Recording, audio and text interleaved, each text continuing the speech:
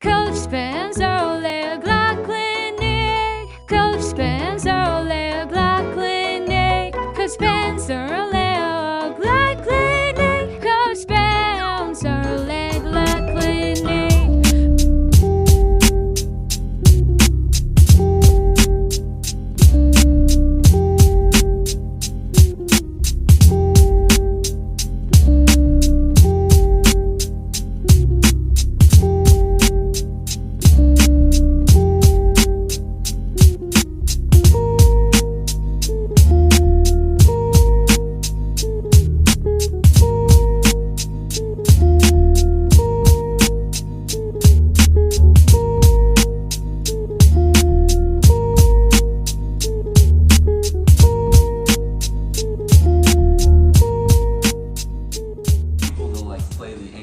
From here, and it'll hurt, but like you're not going to get really a clean break.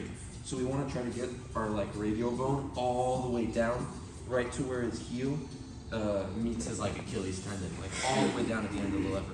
From here, we want to get our hands as high as possible, raising the fulcrum, and then we can either, some people like to finish it on their, what's this called, elbow. A lot of people finish it a little bit more down on the shoulder. So we can kind of experiment with this, find what works for you. I know Phil likes the shoulder a lot. I think I do too. So we'll come down to the shoulder, and then we're gonna bring our hips out before we bridge in. That's kind of like the secret sauce, is a lot of people they'll bridge down here and maybe you can get a tap, but like the moment I get my hips out, it comes a lot quicker. So yeah, we'll come in, maybe we just swept them from single leg X and we want to get a quick submission. So we grab the knee, we transfer our grip down from a controlling Achilles grip to a breaking Achilles grip. We lock our hands. We can kind of do whatever orientation we like. Some people like figure four, some people like hand to hand. As long as we can get our hands super high, that's what matters. We'll come down to our shoulder, we'll get our hips away, and then we'll bridge in just slightly for the break. It should come pretty quick. Does that kind of make sense? Yeah. One more time. Control Achilles grip. Foot on the hip, shoelaces on the thigh, knee pinching. Everything's nice and tight here. Grabbing the knee, transferring to a breaking Achilles grip, locking our hands, high hands. Just like that, hips back, slight bridge. Kind of makes sense to everyone? We can kind of start there and go from there. Basic, yet extremely effective. Yeah. All good? Hitting the break. Let's try to get our, like we hit the adjustment, we come down to we're doing everything right. We hit the adjustment, we come down to the ankle, we get our grip nice and high. Let's try to bring our elbow a little closer to our hip, because if we're out here, maybe we get it, but when we're down here, we're getting it, right? So that's a detail I neglected to mention last time. So counter number one, this guy's gonna take his hand and put it on my foot, and then start to step over. Just bring your butt like over, like sit on it. Yeah. From here, we're gonna transfer to what they call butterfly ashi, where we bring this foot in as a butterfly hook, and we bring this leg and we pummel it over the top to trap the leg. Now from here, we can hit the exact same break. So we come one, we're in single leg X, we start to apply the pressure, he steps over, and the reason he would do this is because now as I'm applying pressure, he can just scoot, scoot, scoot, scoot, scoot, and now there's no more pressure, right? So, we bring this foot in as a butterfly hook here, we take this foot over the top, and we trap him, right? So he can't travel to his left anymore. And now from here, we're gonna hit the same break, we're gonna bring our wrist all the way down to catch the heel, super high hands, elbow to hip, hips back, little bridge. One more time, we're in single leg X. He starts to fight us off here. We come butterfly hook one, leg pommel two, butterfly ashi. We bring our hips back, we bring our elbow to our hip, and then we can apply a little bridge. High hands, however you want to do it. For sure. Here. He fights that foot off the hip. Butterfly hook. Foot over the top. 1, 2, 3. High hands. 4, 5, Another option from right here that I've been playing with a lot is butterfly post ashi, where I'm going to take both my feet and I'm going to put it right on his abs. And the reason that this is so effective is because it gets our hips way far out. So it's like a really strong braking position, but it's not a super secure controlling position, right? So like, if we're in this position here and he fights us off and we just need to get a quick break for whatever reason, we can bring both of our feet and put them right on his abs, and then we can hit the same thing. And it's like, you know, he can start to interfere with our feet here a little bit, but the idea is that we're gonna probably break him before that, so if we need a quick break, we can do that, or we can just do a full butterfly ashi. So we've got butterfly post ashi, and we've got butterfly ashi over here. And the braking mechanics are all the same, making sure we get our elbow into the hip there, making sure we're getting our hips out. Yeah, and the post helps you get the hips really far out before the bridge. Kind of making sense to everyone? Question. What's up? When you give him the leg, would it giving him the leg when you post his leg open? Would What's you up? have the Go ahead. opportunity to attack your leg? Not so much. If we're you know, disciplined with it, there's pretty much the only ankle locks he's gonna have from here are a very low percentage. Maybe if he gets us turning this way, he could have some bite on the heel. But ideally, let's just make sure that if we're stepping here, we're gonna be stepping with our heel facing his body, so there's not gonna be a heel hook. You know what I mean?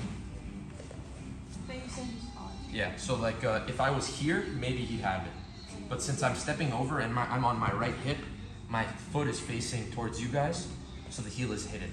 So he can't grab it. Good question, that's a good question. Kind of makes sense? Mm-hmm. So we've got butterfly ashi, when they step over, or when they sit over rather, the foot on the hip, and we've got butterfly post ashi if we want to get a quick break. Making sense? The abs one, yeah. Double feet on the abs, pushing them away. All right, guys. 1, 2.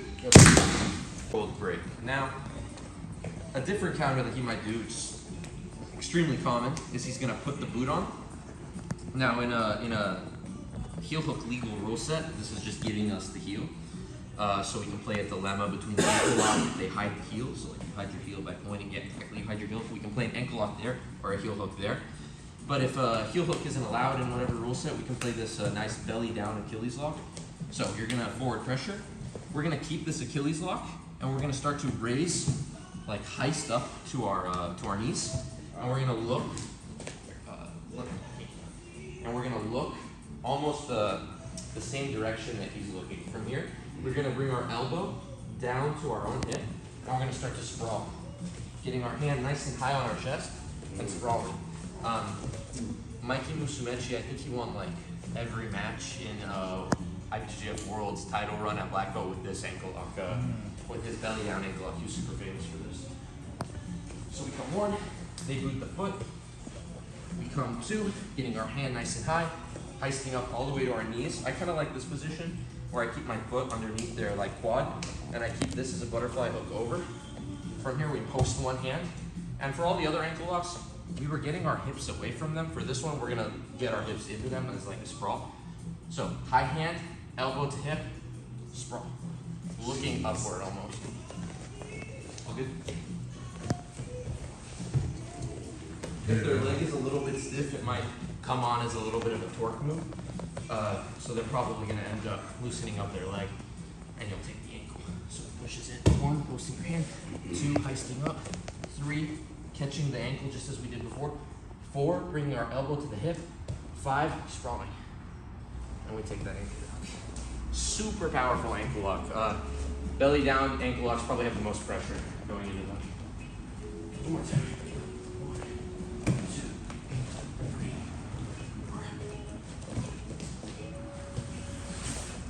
Making sense? Yep. Let's give that a try, guys. 1, 2. Hands 2. Equal full bar.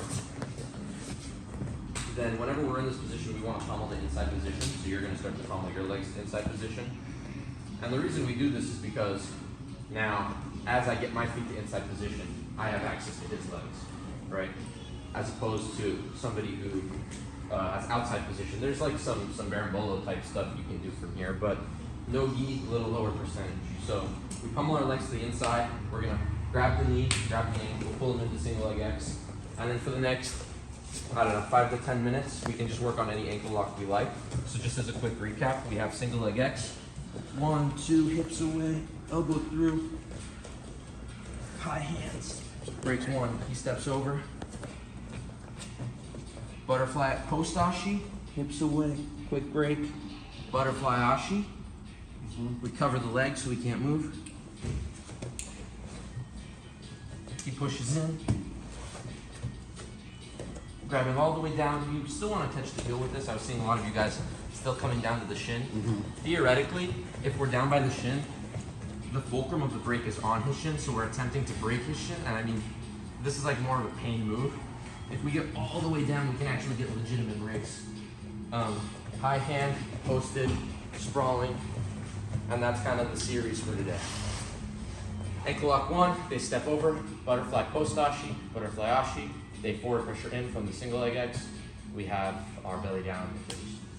How do you want us to enter into that? The entry? entry. Can you Yeah. show more? The entry, just a double guard pull position. We pummel our feet to the inside. So if you're the person doing the move, we can just start in this position where he has grip on my ankles, I have grip on his. 1, 2, 3. And we can practice that both sides, or you can, do your ankle lock. And we can just go from that, practice whichever one you like. There's a lot of little details. So, yeah, that's what I got for you guys today. Hope it was Great job, dude. Wow, thank you so much. Great teaching.